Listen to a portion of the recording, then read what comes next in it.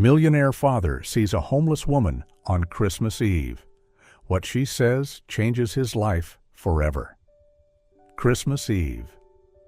The first snowflakes of the season drifted down the glittering avenue as if the city had wrapped itself in a dazzling winter cloak. Yet behind all the lights and ornaments, shadows lingered in corners most people tried not to see. Ethan Carter stepped out of his polished SUV, holding tightly to the small hand of his 7-year-old daughter, Lily. As a renowned architect, Ethan was used to walking through glass doors in golden lobbies, places where everything gleamed. But tonight, right outside the high-rise where they lived, something made him stop in his tracks. "Daddy, that lady is eating from the trash." Lily's voice carried in the icy air, soft yet sharp as a blade.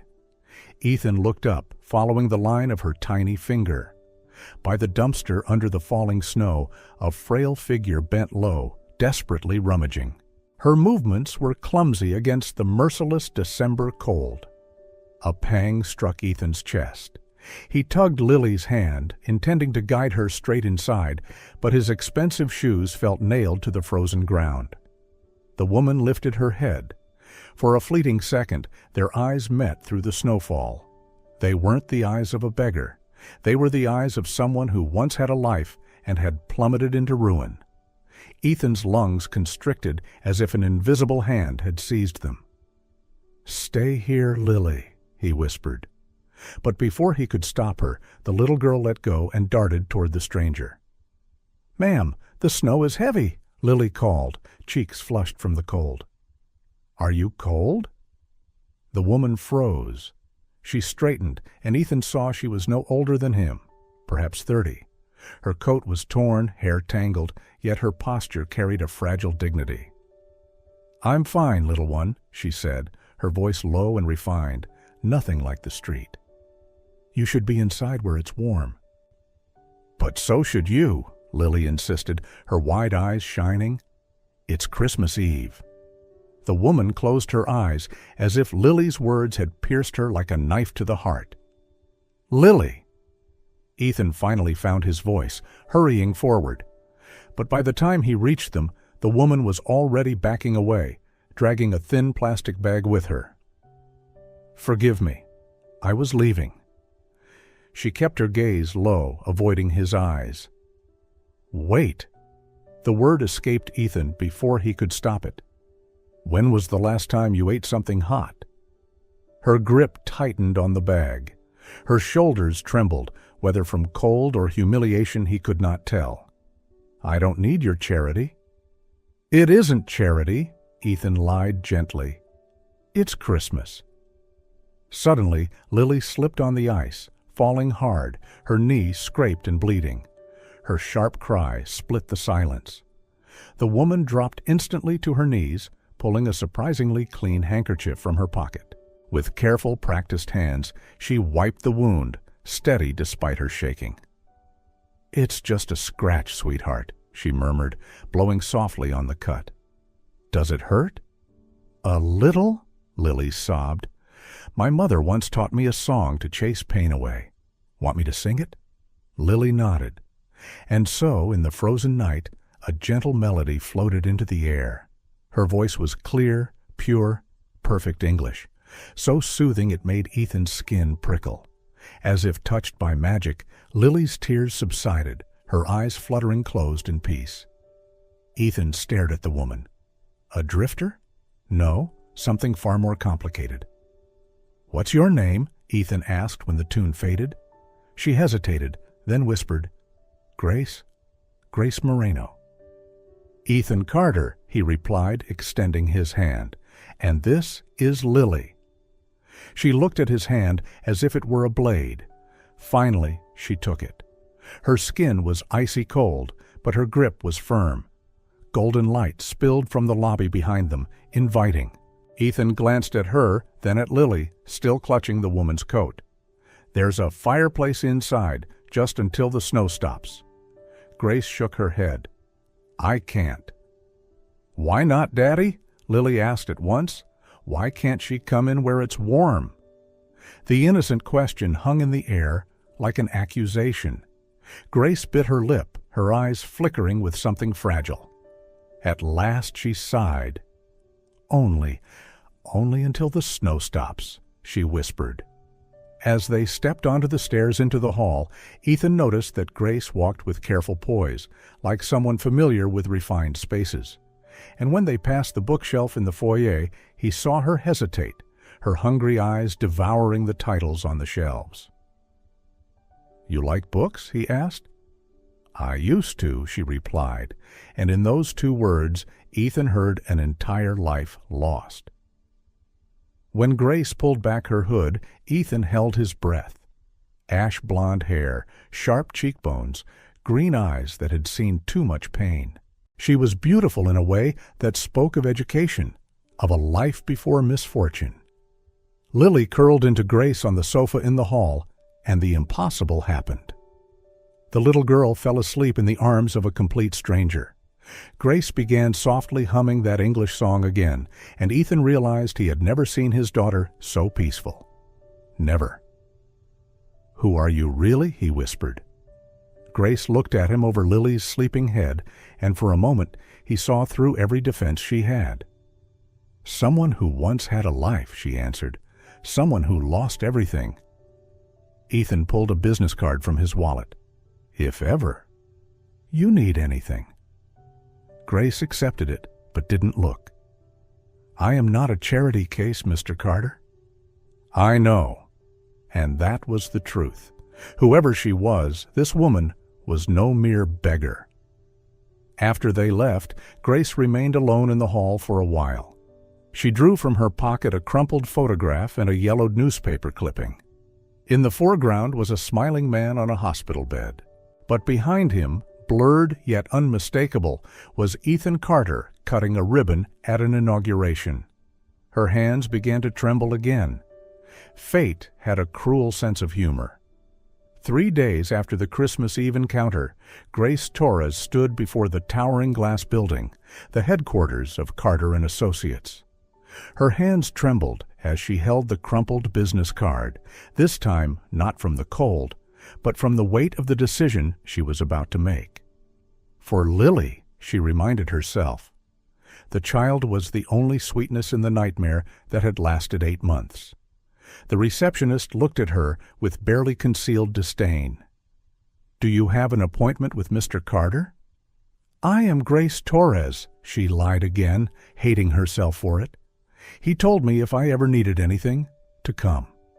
20 minutes later, she was sitting before Ethan Carter's mahogany desk, feeling small and out of place in the borrowed clothes from the shelter. He looked entirely different here, more imposing, more distant. This was the real estate magnate, not the worried father she had met. "Didn't expect you to come so soon," he said, though his voice was genuinely warm. "How's Lily's knee?" "I suppose it's fine." Grace twisted her hands. "I need a job, any job, cleaning, making coffee, typing, as long as it's legal." Ethan leaned back in his chair, his deep eyes probing. "Grace, do you really think I believe you're only capable of doing those things?" She froze. A flicker of inner struggle flashed across her face. At last her small shoulders sank slightly. "My real name is Elena Torres." Her voice trembled, but was resolute. "I studied education and mathematics. I have a master's degree, 7 years as a program coordinator at a private school." Every word fell like a confession. Ethan was silent for a moment. Then the corner of his mouth curved into a rare smile. "Lily needs a tutor. Her previous one moved to another state last month. She's been struggling with math." Elena lifted her head, stunned. "You're serious?" "I promise nothing more than an opportunity, a chance for you to prove your worth." Elena's green eyes shimmered, caught between fragile hope and the fear of its shattering. I don't know if I still have the strength." "Yes, you do," Ethan interrupted softly. "You've just forgotten." A long silence, and then, for the first time after months of living like a shadow, Elena felt a thin glimmer of hope flicker within her. When can I start? Tomorrow. Lily will be delighted to hear it. Ethan stood and extended his hand. Elena hesitated, then finally took it. This time the handshake was no longer cold like that snowy night, but trembling, like the beginning of something new. The following afternoon, Ethan's apartment buzzed with unusual energy. Lily bounced by the door, skipping in place as if awaiting a long-lost friend. "When will she come, Daddy?" she asked for the 5th time in 10 minutes. "Any moment now," Ethan replied with a smile, masking the tension in his eyes. He wasn't sure how this first day would unfold. The doorbell rang. Lily rushed to open it before Mrs. Ramirez could intervene. And there, framed by the glow of the hallway light, stood Elena. She still wore her old coat, but her hair was neatly brushed, her hesitant eyes shining brighter than before. "Miss Grace," Lily squealed, throwing her arms around her. Elena smiled faintly, the false name still twisting her chest, but the warmth of Lily's embrace melted her hesitation. Mrs. Ramirez folded her arms, watching from a distance. Her seasoned eyes narrowed. Something about this woman didn't fit. The way she held a pen, the quick glance she cast at the bookshelf, the respectful nod delivered with a straight spine. Nothing about her resembled a drifter. The first lesson began at the polished breakfast table. Lily scribbled numbers while Elena guided her patiently, her voice soft yet firm. Ethan lingered in the hallway, watching. His daughter had rarely been so focused, and Elena? It was clear this was her element. "Can you teach me that song again?" Lily looked up, eyes sparkling. "I want to remember it forever." Elena paused, then smiled gently. "Of course, but only after you finish your math." Laughter rippled through the room.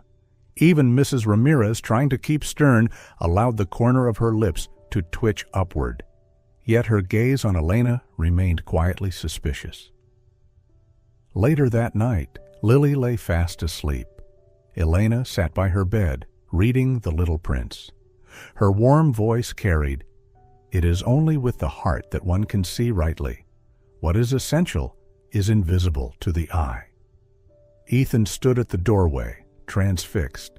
Those simple words stirred an ache he had buried for 7 years since his wife's passing. His heart shifted, not out of pity, but out of admiration for Elena's resilience and tenderness. When Lily was fully asleep, they stepped into the living room. Ethan asked quietly, "Where are you staying now?" Elena hesitated. "The northern shelter." "That's 2 hours from here," Ethan frowned. "You travel that every day?" "I walk part of the way, then take buses. If it rains, then I get wet." She said it plainly, as if it were the most ordinary thing. The brutal simplicity of her answer struck Ethan like a blow. He wanted to say, "Stay here," but stopped himself. Because in her eyes, he saw it. Too much pride to accept pity. Their eyes met in the dimly lit living room, and Elena felt something stir inside her, something she thought had long been dead. But before she could understand it, Mrs. Ramirez appeared in the hallway. "Mr. Carter, I need a private word." Grace gently shifted the sleeping Lily into her father's arms. "I should go. It's late." "I'll take you," Ethan offered. "No need. I'm used to it." As she walked toward the elevator, Grace heard Mrs. Ramirez's tense voice. "Sir, she isn't what she seems. I can read people well. She's hiding something big." The elevator doors closed before Grace could hear Ethan's reply. But as the lift descended, she pulled out the crumpled photograph again. "St. Raphael Hospital expands, thanks to private investment," the headline read. And there was Ethan, 7 years younger, cutting the ribbon at the very hospital where Daniel had died under the weight of debts that could never be repaid. Her hands began trembling once more. The first few days passed quickly. Lily began to look forward to lessons with Elena as though they were a natural part of life. Her smiles appeared more often, and Ethan silently felt grateful for the change. But not everyone accepted so easily. Mrs. Ramirez observed Elena with sharp eyes, noting every subtle gesture. She noticed the way Elena wrote, the way she explained with rare patience, the hands scarred yet delicate, hands more accustomed to books than rummaging through trash. One evening, after Lily had gone to bed, Mrs. Ramirez stopped Elena at the elevator. "Who are you, really?" Her voice was low but cutting. "People from the street don't speak like you. They don't sing lullabies in perfect English." Elena's grip tightened on the strap of her bag. Her entire body stiffened. I'm just trying to work." "Not enough," Mrs. Ramirez interrupted. "What is your real name?" A long silence. "Elena Torres, 32 years old, widow of Daniel Torres, former academic coordinator at Santa Cecilia Academy until last March." Elena's heart pounded so hard she was sure Mrs. Ramirez could hear it. "I don't know what you're talking about." "My brother works at the civil registry," Mrs. Ramirez said coldly. "I know exactly who you are. The question is, why did you lie to Mr. Carter?" Elena closed her eyes, tears threatening to spill. "Because if I told the truth, he would see me as a charity case, and I couldn't bear that anymore." "Charity? You're teaching his daughter. That's a job." "You don't understand." Elena leaned against the wall of the elevator. "Everyone looks at me like I'm some wounded animal, as if my pain is something to be fixed." Mrs. Ramirez studied her for a long time. "What really happened?" The words poured out like a flood. "Daniel had cancer. We spent all our savings on private treatment because the public hospital had a 6-month wait. I sold the car, pawned my mother's jewelry, borrowed money from loan sharks. In the end, he still died. And I was left with unimaginable debt. I lost the house, lost my job, lost everything." "And your job, why?" "I took medical leave for depression after Daniel's death. It dragged on until, when I was ready to return, they had already hired someone else." Elena wiped her tears. "And I was pregnant?" Mrs. Ramirez froze. "What?" "I lost the baby because of stress and malnutrition, 2 months after ending up on the street." Elena's voice was barely a whisper. "That was when I stopped being myself." In the dim hallway light, the two women faced each other. Mrs. Ramirez saw fragile yet unyielding pride in Elena's eyes.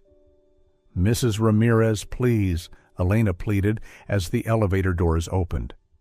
"I just need this job until I can save enough money to leave the city, to start over somewhere no one knows me." Mrs. Ramirez looked at her for a long time. "You're good for the little girl, and it's been a long time since I've seen Mr. Carter truly smile." "Very well," she sighed. "Your secret is safe with me. For now." Time moved on, and the rhythm inside the Carter apartment gained a new melody. Each morning, Elena arrived with a soft smile, settling beside Lily at the table. Together, they worked through math, read literature, then shifted to science. Lily asked questions that even caught Ethan off guard. Why is the sky blue? Why do people feel sad when someone dies?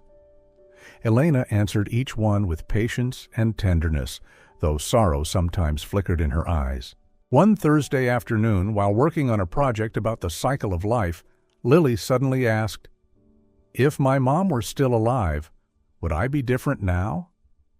Elena froze. The room seemed to still. She set her pen down gently and met the girl's wide eyes. "Maybe a little different," Elena replied slowly.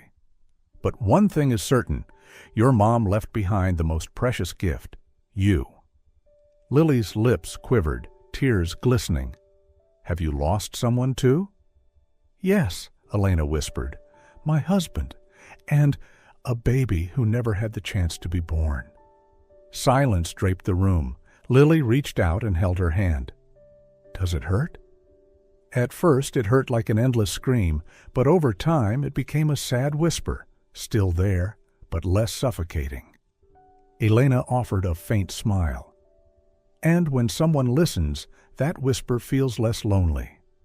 Lily leaned against her shoulder, murmuring, "I like you here. You make my sadness smaller." Elena wrapped her arms around the child, her heart tightening with something unfamiliar. To be needed, to be trusted. That evening, Ethan returned home and found Lily and Elena giggling together on the floor, surrounded by tiny science models. The sight made him pause at the doorway, warmth spreading through him, alongside a quiet dread that it all could vanish at any moment. From the kitchen, Mrs. Ramirez watched, her expression still not fully convinced. Yet even she could not deny, the once cold apartment now breathed with new life, gentle, fragile, like a candle flame in the wind. Late one evening, after Lily had drifted into sleep, Elna gathered the books from the study table. Light still spilled from the crack of Ethan's office door. She knocked softly, intending to return a few volumes Lily had borrowed. "Come in," Ethan's voice called. Elena pushed the door open. The room smelled of fresh paper and polished wood, blueprints spread across the desk. At the center lay a thick, open file, its pages stamped with bold red seals. Her eyes fell, by chance, on the title, St. Raphael Hospital Expansion Project. Her breath caught. Fingers trembling, she scanned the contracts, the invoices for imported medical equipment priced at staggering rates. Those numbers, they were the very ones that had crushed her and Daniel's lives. Ethan looked up, meeting her gaze. Interested in the project? Elena turned, her eyes blazing with horror. This is the hospital where my husband died, the place where I lost everything." Ethan's face changed. "Elena, you were the lead investor?" Her voice broke. "My firm was involved, yes, but no, don't justify it." Elena gripped the file tighter, her hands shaking violently. "These numbers killed Daniel. We paid with our lives for these inflated bills. You stole my family." The last words tore out like a scream splitting the air. Ethan froze, eyes locked on her tear-streaked face. He stepped forward instinctively, but Elena recoiled, clutching her bag as though it were a lifeline. "Don't touch me." She spun and rushed out of the office, racing down the dim hallway, leaving Ethan rooted in silence, his hand suspended in the void. The apartment door slammed, echoing like a blade strike. In the bedroom, Lily stirred in her sleep, unaware that her small world had just fractured. 3 days had passed since Elena vanished into the rain, and Lily hadn't stopped crying. "Where's Grace, Daddy? Why isn't she coming back?" The girl sobbed for the 100th time, pushing away her untouched breakfast. Ethan raked his hair, feeling utterly helpless. He had hired a detective, called every shelter in the city, wandered the streets searching for her. It was as if Grace, or whoever she truly was, had disappeared off the face of the earth. "I don't know," he admitted, his voice hoarse from sleepless nights. "But we'll find her, I promise." Before he could say more, Lily bent over, coughing violently. Ethan's blood ran cold when he saw blood streaked in the saliva on the tissue. "Mrs. Ramirez, call Dr. Herrera, right now." 2 hours later, at St. Raphael Hospital. "Severe pneumonia," Dr. Herrera diagnosed after reviewing the scans. "She needs to be admitted immediately." Ethan staggered. "No, not this hospital again. No, not here." "Daddy!" Lily's weak voice pulled him back from the spiral of panic. "Where's Grace? I need her." "She's busy, sweetheart." "No." Lily grew agitated, coughing harder. "I need Grace. She knows the magic song. She makes the pain go away." Dr. Herrera looked at Ethan with concern. Emotional distress could worsen her condition. If there's anyone who can calm her... "I don't know where she is," Ethan admitted, feeling like the worst father alive. That night, Ethan searched every shelter, every social service center, anywhere a homeless woman might be staying. Finally, at the North Side overnight shelter, a social worker recognized the description. Elena? Yes, she was here the last few days, but she left this morning. Elena, that's her real name. Elena Torres. Poor woman, she's been through so much. Ethan felt as though he'd been punched in the gut. Elena Torres. Why did that name sound so familiar? An hour later, at home, with trembling hands, Ethan searched through the digitized records. Torres, St. Raphael Hospital, 2017. And he found it. Daniel, oncology patient. Spouse, Elena Torres, emergency contact and responsible for payments. Ethan's heart stopped when he saw the total medical debt, $947,000, an impossible sum for a middle-class family. Oh, God, he whispered, finally understanding why she had accused him of killing her husband. Ethan stared at the file on the screen, then grabbed his car keys. The shelter, 11:47 p.m.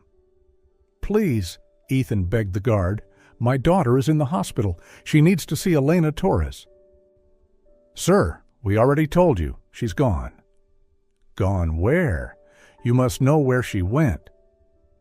A gentle voice drifted from the shadows beneath a tree in the backyard. Ethan. He turned and saw her sitting on a bench under a bare branch, still in the same clothes she had worn the night she left the apartment. But there was something different in her eyes now, no longer anger, only endless sorrow.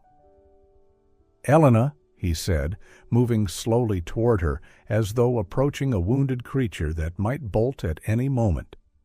Lily is sick? It wasn't a question.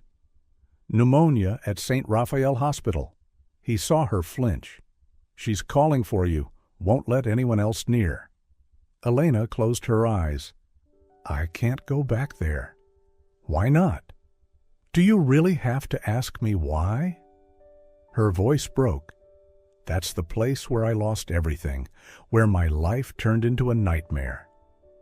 Ethan sat down on the bench, keeping some distance. Elena, I didn't know. When I invested in expanding that place, I never imagined that people would end up in debt unto death because of inflated equipment costs. His voice was bitter, that families like yours would lose everything just because we had to maximize profit. You're right, she admitted. You're absolutely right. But now your daughter. My daughter isn't to blame for what I did. Elena stood. And I shouldn't make her pay the price for her father's sins. They walked in silence toward the hospital. In the elevator, Elena finally spoke. Why didn't you tell me you had invested in St. Raphael? Because I didn't think it mattered to you. Grace Flores, I never connected the dots. I lied because I didn't want your pity. And I didn't ask enough to know the truth. The doors opened on the pediatric floor. Elena, he said before stepping out, whatever happens tonight, I want you to know. I am deeply sorry for what you lost. And I'm sorry I didn't have the courage to ask about your real pain. She looked at him for a long time. Just promise me this. If Lily gets better, you'll change everything for families like mine. I promise. As soon as they entered the room, Lily opened her eyes. Grace! The little girl cried, reaching out her tiny arms. Elena rushed forward and embraced her, feeling her heart break and heal all at once in the same moment. I'm here, little one. I'm here. Will you leave again? Elena looked at Ethan over Lily's head. No, not if you don't want me to. I never want you to leave. You're like the mother of my heart. And in that very moment, sitting beside the hospital bed, the place where she had once lost everything, Elena finally found something new worth saving. What are you doing here so early, Mother? Margaret Carter, a 60-year-old woman accustomed to bending the world to her will, stared straight at her son. "I came to meet the woman the whole city is talking about." Ethan's heart sank. His family always knew everything. "What are you talking about? Did you think you could parade a homeless woman around town and no one would notice?" "The Herreras called me last night. They're worried about her influence on you and on my granddaughter." Ethan clenched his fists. "Elena is not homeless. She's a professional who's been through hardship." "Elena," Margaret arched a brow. "So now you're not even using her false name anymore. My dear son, I understand you've been lonely for a long time, but this is absurd. A woman from the streets cannot—" "Enough!" Ethan's voice rang through the hallway. "I will not allow you to speak about her that way." "You love her?" Margaret asked bluntly. The question struck like lightning. Did he love her? He thought of the past weeks, how Elena had turned his cold apartment into a home, how Lily had blossomed under her care, how he himself had learned to smile again. "Yes," he admitted, "I love her." "Then you're even more foolish than I thought." Margaret pulled a folder from her handbag. "Look at this and tell me if you truly want her as part of this family." Ethan opened it, and his soul plummeted. Photos of Elena on the streets, rummaging through trash, sleeping on park benches, a newspaper article about her husband's crushing medical debt, and finally a private investigator's report detailing every agonizing moment of her downfall. "I hired a detective to investigate her, of course, and the results were exactly what I expected. A desperate gold digger who saw an opportunity and grabbed it." Margaret's voice sliced like a blade. "Choose your family, your company, or a broken woman with a shattered past." At that moment, Elena appeared, her eyes widening at the papers spread across the bench. Margaret did not flinch. She simply glanced at Elena and walked away. The air thickened. Ethan stood rooted, clutching the file, confusion clouding his eyes. Elena spoke first, her voice trembling. "She's right about one thing. I did approach you with hatred. I wanted you to feel the pain I had felt. But things are different now. Lily changed me." Tears streamed down her face as she shook her head. "But the truth is, I can't erase my past, and I can't be the reason you lose everything." Ethan rushed to protest.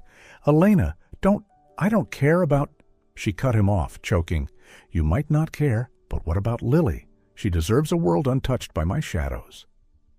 With that, Elena turned away. Her figure receded down the long corridor, leaving Ethan to sink into a chair, clutching the file like a bleeding wound. Ethan slumped into the chair, the heavy file weighing down his hands. Each page felt like a blade cutting into his memory. He closed his eyes, letting silence press in around him. Then one thought rose above all the rest. What he needed wasn't honor, nor cold numbers. He needed Elena, and Lily needed her too. He couldn't lose her again. He shot to his feet and rushed down the glaring hallway. His heartbeat thundered as he searched through floors and rows of chairs, until at last he saw her. Elena sat quietly beneath a tree outside the hospital, her shoulders trembling, her eyes vacant against the gray sky. Ethan approached, breath ragged but gaze steady. "Elena!" She looked up, eyes still wet. "You should be with Lily." "No." Ethan shook his head, lowering himself in front of her. "The only thing I'm afraid of is losing you. I'm sorry I let my work and my past hurt you, but I can't deny it anymore. I need you." Elena froze, tears welling again. Ethan took her hand, his voice trembling yet firm. "Give me a chance. Be my girlfriend. Be my... Let's walk forward together, no matter the past." Silence hung for a beat. Then Elena sighed, leaning into his arms. "You're insane," she whispered, though her embrace tightened. Ethan held her close, eyes shut. For the first time in years, he knew he had chosen right. Christmas Eve, 2025. Snow fell gently over Unity Square, the name the neighborhood had given to the small park where everything had begun a year earlier. Elena adjusted her coat as she watched volunteers handing out Christmas dinners to struggling families. "Mom, can we put the star on now?" Lily, now 8 years old, tugged at Elena's hand with the impatience unique to Christmas Eve. "Wait for Daddy, sweetheart. He's on his way." Ethan appeared carrying a box of toys. Behind him was Mrs. Ramirez, insisting on helping, even though it was a holiday. "Daddy, look at this." Lily ran over, holding up a drawing. The picture showed 3 people holding hands under a golden star, a tall man, a woman with light hair, and a little girl. In the corner, in the careful handwriting of an 8-year-old, "The family of my heart." "It's beautiful, Princess," Ethan said, lifting his daughter. "Now, can you tell the story?" Lily beamed. Every Christmas Eve, she insisted on telling her own version of how her parents had met to the families at the foundation, a tradition that had formed naturally, and now everyone awaited. "Of course," Elena smiled. Lily climbed onto a small chair, clearing her throat like a professional storyteller. "Once upon a time, there was a very sad dad and a very brave teacher," she began confidently. "The dad was sad because his first wife went to heaven, and the teacher was sad because her first husband went to heaven too." Several families nodded, recognizing the pain in the story. One Christmas, when the snow was falling really, really hard, the sad dad met the brave teacher who was looking for food because she had lost her home. But instead of just giving money, because money can't heal a broken heart, Daddy asked if she could teach me. Elena's eyes grew misty, as they always did when she heard this version. "And then what?" a little boy asked. "Well," Lily said, raising her finger with dramatic flair. "Then they realized their broken hearts fit together perfectly like puzzle pieces. And sometimes, when 2 very sad people help each other, they can make a family full of love." "And did they live happily ever after?" a girl asked. Lily looked at her parents and smiled. "Not happily ever after, because that doesn't exist. But they decided to be happy every single day, even on the hard ones. And that's even better." Applause filled the park, and as always, Ethan felt both proud and astonished at his daughter's wisdom. "Now can we put the star on?" Lily urged. The 3 of them walked toward the Christmas tree set up in the middle of the park, a new tradition. Every family who had benefited from the foundation contributed an ornament, creating a tree that belonged to the whole community. "Together?" Elena asked. Ethan and Lily placed their hands over hers, raising the golden star to the top of the tree. "You know," Lily said as the lights flickered on, "I think Mom Carla and Dad Daniel would be happy we found each other." Elena lifted her gaze to the starlit sky. "I think so too, sweetheart."